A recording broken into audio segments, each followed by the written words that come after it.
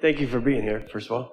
My question has to do with, it's hard for me to explain, so I'm going to try to get it out. I know that in the beginning you say that we worked so hard to become in our bodies, to experience life. Say that again? From the teachings that I've heard from you, you explain that you say a lot that we've worked so hard, if we knew how hard we worked to get into these bodies, to experience life. Well, we said something different. You translated it that way. We have never, ever said those words. Okay. You made those words up. What we said is, if you knew how much you wanted to be in these bodies, now that's a whole different statement. If you knew how powerful the desire was, you wouldn't be trying to get out of them all the time. We're talking about those out-of-body experiences. It's the desire to be in them that we were talking about. You didn't work hard. You don't work hard from your non-physical vantage point. Hard work is just something that humans do because they think creation happens through action. Okay. So now you're off that flawed premise. Well, not exactly. There was more to it. That actually. Well, you don't have to justify your screwy question by trying to put words in our mouth that are flawed. Thank you for pointing that out. You can just start right where you are and let us have it. Okay.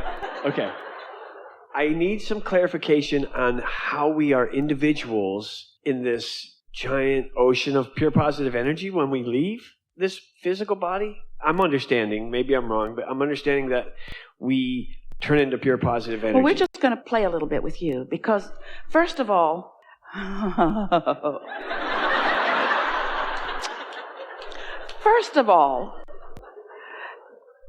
and we mean this in the nicest way, when all that is source energy is focused with you now in this powerful moment of creation, why are you worrying about what's going to happen once you're not focused here in this physical body? Why don't you just mind your own business?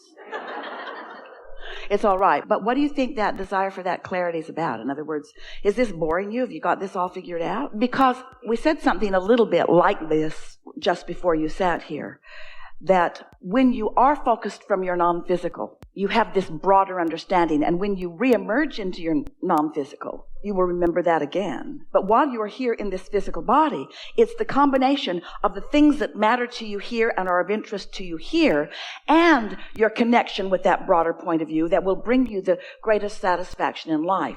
Therefore, it is our knowing that the basis of this question is because you're not doing enough of, and it's all right because almost no humans are, you're not doing enough of getting into the receiving mode so that you can receive what your inner being knows. You see, this is what we really want you to hear. Your inner being, this non-physical energy, this singular energy that you're even wanting to call that consciousness, is so interested in what you are about here, not focused upon something that's going on somewhere else. And you know why? It's not going on somewhere else. It's going on here. This is the leading edge. So rather than being here on the leading edge, trying to anticipate or even make up in your own mind what the non-physical point of view really is, why not do whatever you can do to get yourself in vibrational sync with that non-physical energy so that you open to it, so that you receive it here and now, so that you can feel the interest of non-physical energy in what you are about here and now. Now, we know you heard that. We know it didn't really change your question that much. But now, go back to that question again. And first of all, we'll see how much it's changed, and then we will answer the new change. So think about why you wanted to know what you wanted to know when you raised your hand and sat down. Think about the initial things that you said. Try to bring it back to that point, and then we'll bounce off from there again. Again, it's all right. It's probably going to sound similar. It will sound, it will feel very different. Okay. I'm just trying to reconcile, if we are all pure positive energy, how are we individuals? I don't get, and do we keep that as we move on through? Now the question changed, didn't it? How are we all individuals? Only now you're talking about the individuals of the we's here in the physical bodies? As spiritual beings, before we became, you say that we choose our parents, we choose our, did you or did you not? Did I misinterpret that? Maybe I misinterpreted that part too. I was under the understanding that we pick our parents. And so I'm wondering where do we start to have that thought that we want this? The thing about this question that makes it one that can't be answered. So we're going to play a game with you that maybe you've played with yourself before. So you're in the middle of a thought. Have you ever played this game where you're having this thought and then you think, what was the thought that I had that led to this thought? And then what was the thought that led to that thought? And then what was the thought that led to that thought? And you don't get very far back. You just can't, because your point of attraction is here and now. And so the thoughts that you're thinking now are based upon what your vibrational output and therefore point of attraction is here and now. So the thing that makes this question unsatisfying to you, and any answer that we might give unsatisfying to you, it's sort of pointed backward. You're wanting to know what happened before you were here, and we want you to know that everything that you think is back there is forward happening with you now. And that it is so irrelevant where anything was before now, because anything that was before now is not as it was before it was now. So you keep giving us really clear physical human questions, and we keep giving you non-physical gobbledygook that you almost can't get your thoughts around. So now, ask the question again. Let's see how much further into the understanding of it we are. It's all right. I guess my question now is, why am I bothering with this question? Because I am all about what's happening now, because I realize that what's happening right now, I thought about and manifested earlier, and now I'm here. So I guess it doesn't matter. So let's just look at it conceptually. So it's not hard to accept that there was something before now, even something before you emerged into this physical body.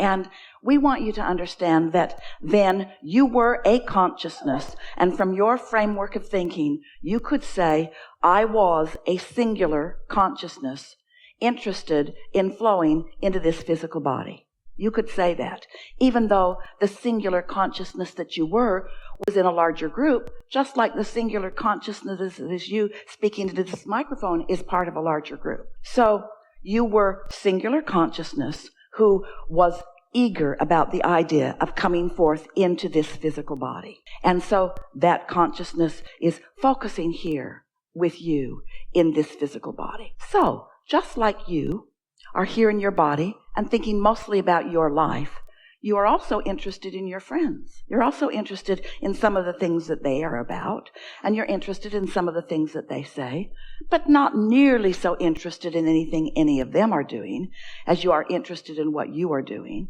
What they are doing interests you to the degree that they are involved with you primarily. Whether it's a cluster of friends around you or a global consciousness, it really is primarily about you. Your point of attraction and your point of attention is primarily about you. So understand that that non-physical point of view is that way too.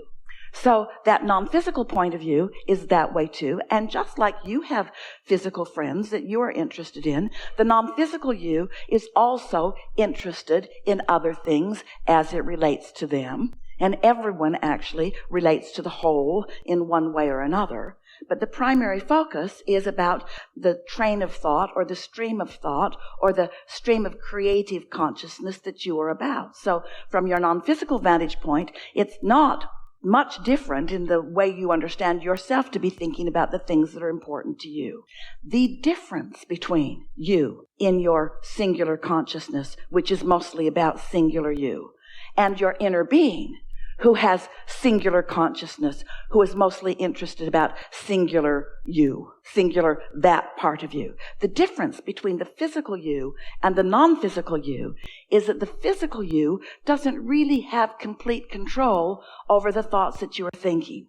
And therefore, you often, collectively, we're not just speaking to you, activate contradictory thoughts within yourself that are not in sync with what you really want, while the non-physical you never, ever does that. The non-physical you has come to the experience of holding attention upon what is wanted without introducing the contradiction to it. So the non-physical you is a stable energy, a stable consciousness that's focused succinctly and clearly upon the point of expansion that has been chosen in this moment. Are any of you following this?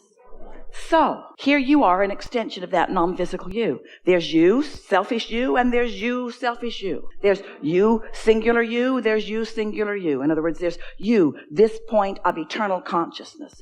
And here you are, because you have chosen to be on this leading edge of creation. Here you are, mixing it up in contrast and allowing yourself to be exposed to something beyond what you already know and what you already own and what you already are. You're mixing it up with others, and as a result, you're coming to a new desire that you don't have vibrational control over. It's too new. It's like the baby learning to walk, or somebody getting behind a powerful machine and not really understanding how to run the machine. In other words, you're vibrationally and emotionally a little out of control, a lot out of control here in your physical bodies. You're sort of out of control. You're out of control. So you're doing what you intended to do. You're observing and you're experiencing and you're weighing the pros and the cons and the pluses and the minuses. And you're coming to awarenesses of what you want. And every time life causes you to prefer something, it really is that simple. I'd rather people be nice to me than not. And I'd rather be nice to people than not. Every experience that you have causes you to launch a rocket or a request of desire that this non-physical you follows perfectly. The non-physical you is able to sort out from what you've sorted out what you want and hold that thought steady. So there is a point of attraction. There is an immediate becoming. Now, you follow that? We want to say that in a simpler way. So you've got the two yous kind of in perspective, yes? So you say, I want more money. And your inner being hears, we want more money. He, therefore I, we want more prosperity. You say, I want it, but I don't have it. I want it. Law of attraction responds to you. I want it, but I want it, but I want it, but I want it, but. So you don't have any movement. Your inner being says, I want it, I want it, I want it. So law of attraction is responding to this aspect of you, and law of attraction is responding to this aspect of you, which gives you the sensation of a tug of war, because half of you is moving, it's not half, it's the way larger part of you is moving toward your desire or allowing that desire to formulate around you, while this part of you may not be doing that. So this conversation about where you came from and who you are, it is our desire that you understand that it wasn't just a jumping off place. It wasn't someone that just set you into motion and there. It's someone that sets you into motion and is involved from a vibrational law of attraction, point of view about everything that matters to you. Are you feeling the bigness of this singular consciousness? Yes. Now, does that mean that your inner being can't think about other things? Of course not. Does it mean you only think about that? Of course not. So now, ask that question again. Jeez, I almost forgot what the question was at this point. That question is irrelevant now, because the basis of it was so flawed that there was no way to answer a flawed question in a way that you could understand it. We could just say, well, that's a flawed question and we can't answer it. I honestly don't know how to ask the question. Because what you now understand, what you now have returned to resonance about is that I'm an extension of that. And everything that I am becoming, my inner being allows themselves to become it first. And then they hold the vibration of it, which allows me to then become it next. And to the degree that I let myself flow in the direction of my own desire, I feel good. And to the degree that I'm a holdout and I don't let myself flow in the direction of my own desire, then I feel that negative emotion, which is the indicator that I've expanded, but I haven't let myself in my human form take the expansion.